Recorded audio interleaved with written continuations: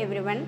Today I would like to introduce about Farooq Medical City Central Sterilization Supply Department, and this is our dirty zone.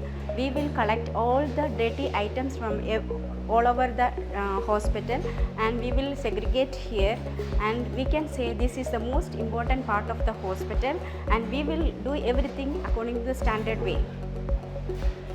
This is our clean zone, and this is the place we will, after the washing disinfection, we are removing the instruments from the machine, and we will check here, and we will pack and prepare for the sterilization. And we have different types of we have pouches also for steam and for hydrogen peroxide plasma.